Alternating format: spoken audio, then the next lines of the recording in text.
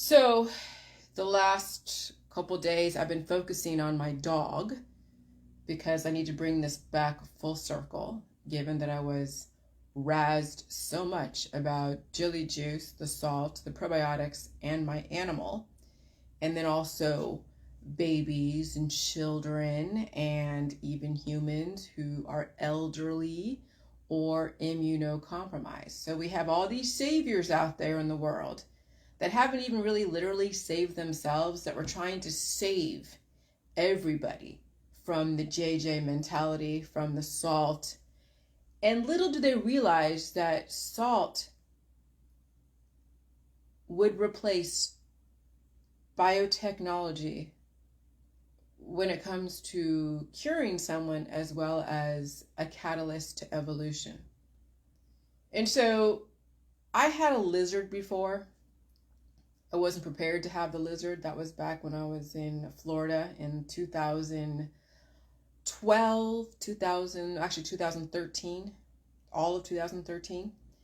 And so the lizard the lizard lived off of mealworms, lived off of crickets, lived off of some fruits and veggies. I would hold the lizard with like a cooking glove because I didn't like the nails. I would give my lizard a bath. I learned everything about what would keep a lizard alive. His name was Hector, and he was a bearded dragon. And so Hector had a specific diet that was recommended by the pet store as well as online. So I kept that lizard alive. I kept the tank heated. I made sure that he was able to run around. I don't even know if it's a she. He didn't get pregnant, so I guess it's a he. And so I treated the animal like it was my pet, because it was, and with respect. I made sure the animal would stay alive. I was like, I am not going to destroy this animal, because my husband found the animal in a pet store over there in Lake City, Florida, that was going out of business, and he wanted to rescue it. So we got the animal, and then that's how I learned about lizards and keeping a terrarium at specific degrees. I mean, it was a whole learning experience. And my husband was on the road most of the time, so I had to take care of Hector on my own. Learn how to pick him up, learn how to let him go, learn how to scoop him up. I mean, it was just, oh my God. And going at the mealworms. And then when we moved from Florida to Ohio, I gave it to a lady who I knew would take care of lizards very well. I have no idea if Hector's still alive or not, but I made sure that that animal's still alive. Most likely, the reason why lizards live such a long time, I think, is because there's enough salt in the mealworms, enough salt in the insects, and that also there's nutrients. And so lizards, if they are out there in the wild and they don't have too many predators, they'll live a while. I mean, alligators live for thousands and thousands of, hundreds of years that we know about, if it's allowed to live in our society. I mean, when it gets so big, people are afraid of it. And then why an alligator is so big, because he was able to live for a very long time. And so animals that are allowed to live for a long time, they understand how to utilize all the resources in their environment. And so you have to understand salts, and you have to understand the microbiome. So all animals are made up of viruses, parasites, protozoa, proteins, fungus, and bacteria. And they also live off of sugar, glucose, fatty acids, amino acids, prohormones, and minerals. What are prohormones? Those are vitamin catalysts to support the hormonal system in the body that sends off different chemicals based upon the messages it receives from other parts of the microbiome. Okay, so the microbiome is a compilation of living microbes that make up who you are. And your gut has lactobacillus microbes. All of your body has some kind of viruses. Okay, those are microphages and macrophages. Your body is made up of again, viruses, parasites, protozoa, proteins, fungus, and bacteria. And so then it also is made up of fatty acid, amino acid, prohormones, and minerals. Minerals are what you find in the elements on the periodic tables. Fatty acids are what you get from animals and also vegetables that have acids that have fat that give you insulation. Sugar also gives you a little bit of the fat, insulation, and also the energy, glucose, that also supports the DNA, the phosphates, and the glucose supports the DNA hydrogen bonds of the gattaca acids, guanine, thymine, cytosine, cytosine, whatever. And then, gattaca, G, guanine, adenine, thymine, and cytosine. Is that the, anyways, you know what I mean. And so the sugar and the phosphates support the DNA. And then the building blocks of the cells, the proteins fusing together, are all the amino acids. And they also are in long chains, side chains, all that stuff. So anyways, so then when you have a bunch of microbes in your body, okay, and you're on low sodium diets, the food's going to feed all the microbes. So the food's going to feed the viruses, the parasites, the protozoa, the proteins, the fungus, and bacteria, made up of fatty acid, amino acid, prohormones, and minerals. So you'll have viruses that have also an appetite, and the cells need specific fatty acid, amino acids, prohormones, and minerals. You have parasites, different parasites that support your whole body and also be an intermediary. Protozoa are little microbes that go and synthesize and feed off of excess glucose. Proteins, those are different proteins, different chains of amino acids that also build up specific structures to keep you alive. Fungus is the messaging service. That's the yeast, okay, that has its own specific DNA. And bacteria are all the little microbes that act like also protozoa. They synthesize information, break foods down, and then distribute their nutrients based upon where it needs to go, based upon the messages from the viral transducers that are present at the time. And so when you're eating food, whether it's meat, milk, cheese, eggs, fruits and vegetables, whatever, it's going to feed all the different microbial life. And they must have a balance. Candida is infection, too much fungal activity, too much fungal life. Cancer is too many protein, too many cells replicating because of new viral transducers coming in and resetting the body, trying to take over and replicate very quickly. Okay? Parasitic infections, when you have too many parasites, because you have deficits. So you have tapeworm, you have all the different parasites that you could think of, hookworms, ringworms, okay? All the parasitic stuff that your body still needs but doesn't need so much of. There isn't a balancing force called salt to temper their replication, because salt does put any type of protein at equilibrium. So salt can be a cure, and it can also be a catalyst. So parasites, protozoa, salt also tempers the protozoa. So what else? So viruses, parasites, those are all little living animals in your body that do get infection. And so protozoa infections are bacterial infections. Bacterial infections are when you have so much bacteria, like so many probiotics, but you don't have enough salt to temper it. Okay? And so when you go to the ocean, it's not, if the ocean is near fresh water, you might have a lot more microbes that can be infectious that some people do get exposed to. And if they're on low sodium diets and they're at deficits, those little microbes that are replicating in more fresh water than because it's like briny water where it's half fresh and half ocean, then you'll have a lot more diversity in microbes. And this is where people get infections. There's flesh-eating diseases. There's so much stuff. And when you go to the Congo, where there's hardly any ocean in the Congo, but all fresh water, you have a lot more diversity in the microbial life. A lot more different viruses, a lot more different parasites, protozoa, insects, a lot of animals. Okay, so the ocean has a specific makeup of animals and if you go out in the middle of the ocean or near the shore where it's not near too much human activity, the salt does temper the microbial life. When people go to the Dead Sea and they have infection, like they have psoriasis, and they go to the Dead Sea, the salt cures the psoriasis. Anything topical. People love going to the Dead Sea because salt is a cure. And people love going to the ocean because salt is a cure. It tempers things. Hey, sugar. And so the animals are also made up of microbial life that will then turn into infection when they're on low sodium diets. They have behavioral problems. They have cancer, disease, chronic illness, autoimmune disorders with named diseases like Cushing's disease, cancers, different cancers, diabetes.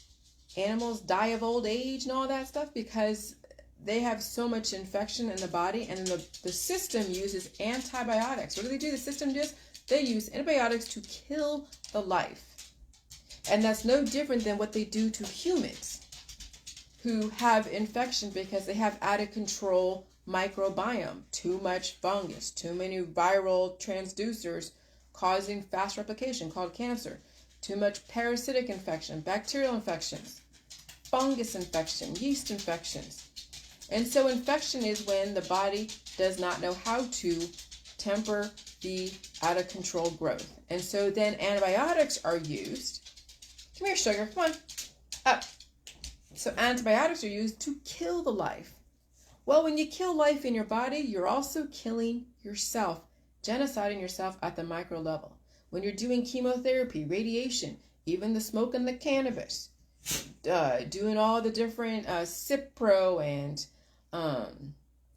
all the other antibiotics that are being put out there, penicillin. I mean, you name it, whatever they have invented back in the 1500s, 1600s, 1700s. And then all the vaccines are used to mitigate against any type of evolution. And so then it's weaponizing the body against itself. So if your body's trying to upgrade to the level of the environment because you want to stay in a cured state, not feeling anything of any evolution, then people get a vaccine for a very strong viral transducer that needs a host. And so then the body is then weaponized against itself. So you don't evolve. You're in a cured state, but when you're in a cured state, you will devolve and you will not survive the atmosphere. And then infection still does happen if there's so many viral transducers on a body at a deficit, low sodium diet. You already are trying to keep your fungus at bay, your proteins at bay, your parasites at bay. So you're taking massive amounts of antibiotics, massive amounts of herbal remedies that will destroy the microbial bacteria in your gut. And so you're left open and exposed for anything to come in and destroy you or take you over or possess you. Or you stay yourself in a cured state where you are destroying anything that is new or trying to grow. And so while you're destroying yourself, you're living off the fumes of your body. So some people who have a lot more substance to them, they have a lot more proteins and fats to burn through, so they can afford to cannibalize themselves.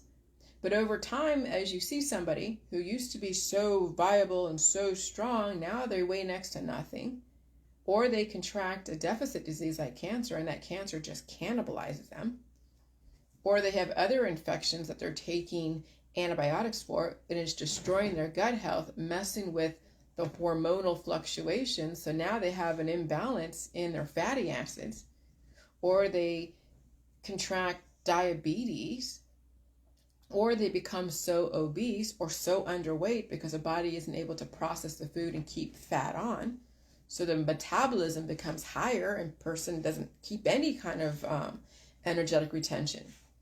And so yeah, the system scares you away from salt because salt is the balancing force. Now, you don't want to be overly salted as far as the JJ, doing so much of the JJ where you are quelling any kind of evolution.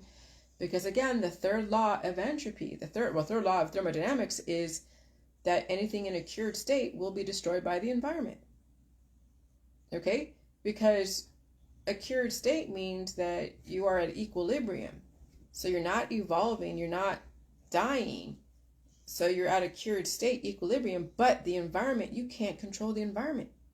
If you're in a still environment with no air, no anything, then there's no way you can be in a still environment. You are always in a dynamic environment. So a person in a cured state, whether it's from a vaccine, from all their remedies or antibiotics, or even on the J juice indefinitely because they don't want to feel anything, they're not going to code to the new viral variants. Okay, the food that they eat are not going to code correctly because the body is not getting the upgrades to the system. So yeah, you could eat everything in the food supply, and maybe some people will burn it so fast because they have a high metabolism, or the body just retains it, and so then they become obese, and that will tax the organs. Not having enough fat and substance to your body will be taxed by the environment and new viral transducers. And so I realized that, again, food is intelligence, and so are the viruses. You must feed the viruses, you must feed the body, and then also have a high sodium diet to temper any out of control growth or infection. But see, that's why I was attacked so much in the beginning by Dr. Phil. All the people with deficit diseases, on low sodium diets, on a string of prescription drugs and herbal remedies, they don't evolve, so they have trouble with this information. So already it speaks to their lack of evolution. If you can't even deal with a new virus and you're so afraid of it that you're willing to take so many antibiotics or take so many herbal remedies or find every way possible to dry up your mucus, or you take so many vaccines and so many boosters, there's no way you can take in new information with the JJ mentality or understand salt, and there's no way you're going to be able to upgrade to the level of the environment because you can't even deal with the painful evolutionary symptoms of a new virus sending different messages to your immune system, then causing you to then go and try to code and eat food and regenerate, because regeneration is painful. That's why people have trouble eating certain foods, because that food is trying to code them and the person is resisting the evolution. And so at some point, a person is going to paint themselves in a corner where they can't eat almost nothing because the food is so painful, because the body's at a deficit trying to recode based upon the new environment, and the person is resisting the evolution, resisting the coding. They don't want to feel pain. And so the same thing goes for animals. And so they're afraid their animals are going to feel pain. Well, the animal has to evolve to this environment. Any animal with so many predispositions were at a deficit way when they were in utero. And the reason why they were, before the COVID-19, the reason why they're able to survive and not contract too many diseases right off the bat, people want to blame, oh, it's inbreeding or it's something else. But, if you're in a relatively stable but yet dynamic environment, prior to the COVID-19, people had a lot longer to live. The deficit diseases were not as pronounced because there wasn't so much piezoelectricity from new viral transducers and the energy of mutating viruses. So animals were not suffering as much from evolutionary upgrades. Now, any animal that is exposed to not only you, but also to the environment, they're going to have to upgrade to the level, and it means that they're going to get seizures. They're going to get diagnosable conditions letting you know they're at a deficit, and now you have to feed the virus. Now you have to feed all the food in the food supply that's appropriate for animals.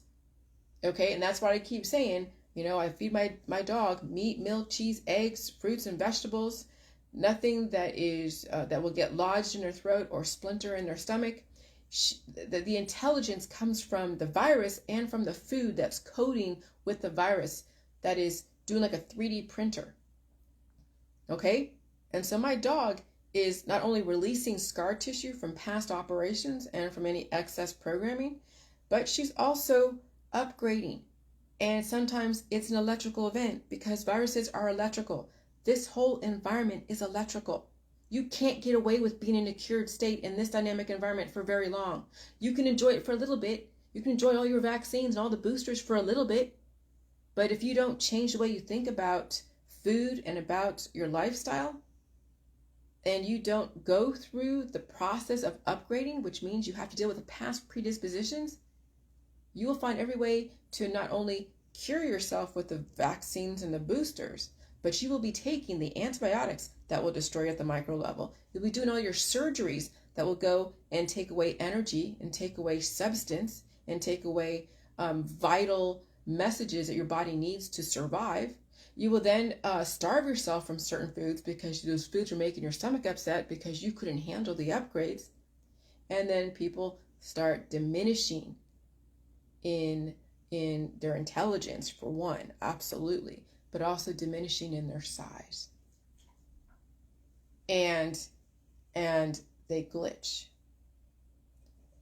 And so salt will take out the whole biotechnology when it comes to managing people's decline. Because if you already expect to pass away, then you don't care how it is that you quell the evolutionary energy. But it's only be that much more exponential in a dynamic environment. And so the medical holistic industry knows that salt is a catalyst to evolution, and it also is a cure. And so instead of curing people with salt and telling them, you know, have a higher sodium diet so they can deal with stuff, people don't want to feel pain. But another way to stop any type of evolution as like a cure per se, if you can handle it, is then destroying life at the micro level.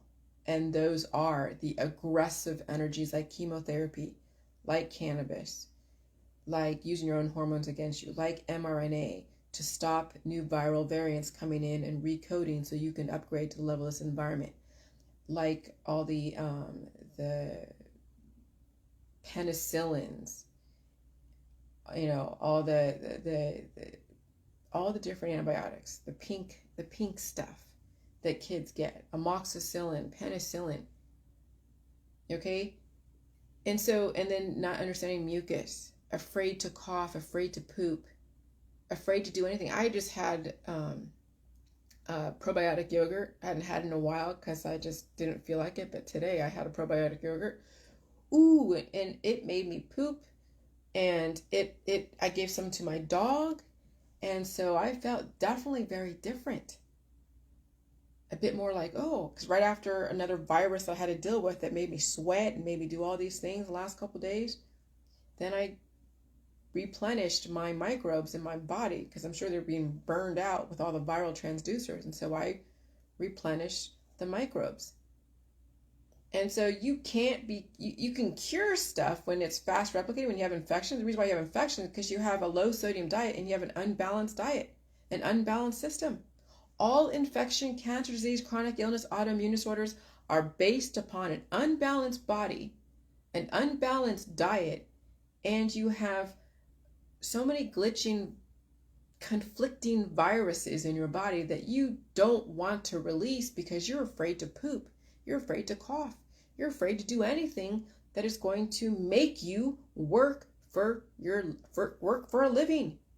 You want to be in a zombie cured state, easily programmed by whatever it is that you've chosen to program yourself with, and be distracted. But it does take work and commitment to live and evolve. And that includes with your animal. It takes work and commitment to make sure your animal stays alive, to make sure you stay alive, to make sure your kids stay alive. And so if the system can find a way to treat you like a tin man and a scarecrow, nip and tuck and cure you and program your body against you so you can't evolve to the matrix, they'll do it, and you will pay for it, literally in body, mind, and spirit in your bank account. And so salt tempers the infection of any out of control microbiome.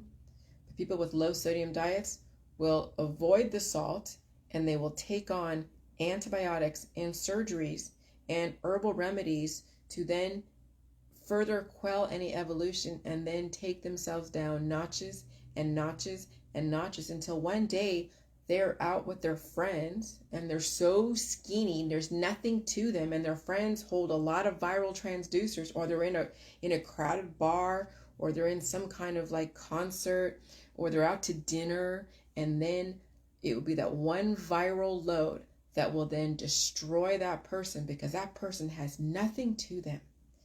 That's what's going to happen when people don't understand how to deal with evolution, because they're on antibiotics and they're doing their surgeries and they're on chemotherapy.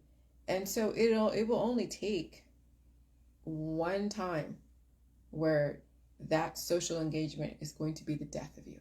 And so that's why people who are underweight, fighting cancer, disease, and chronic illness, time's a ticking for them. Those that have relatively strong vital organs and are a bit more obese have some insurance behind them. Okay? Those are in the middle of the road trying to figure out, how to deal with evolution and maintaining their lifestyle. It's going to be a dance. It's not going to be easy. You're going to have to give time to your evolution and time to your job, and you're going to have to juggle those two. And so this is why I've been attacked around the salt. And animals are going to suffer a lot more because they weigh less, and people are going to value themselves more over their animal. So the animal is going to become about a deficit, especially when you have kids. When you have kids and you have an animal, guess who's coming first? Your kids. Your animal is not going to come first. First, it's you that's going to come first. Then it's your kids. And then your animal is going to be like, people are not going to notice what's going on with their animal because they're too distracted with their children. And so I've seen it already. I've seen it in families. The animal always loses out because the animal was just an entertainment piece for the kids, for the mom, and for the dad. It was never really part of the family. It was just a fixture to be disposed of when it doesn't work the way it's supposed to work.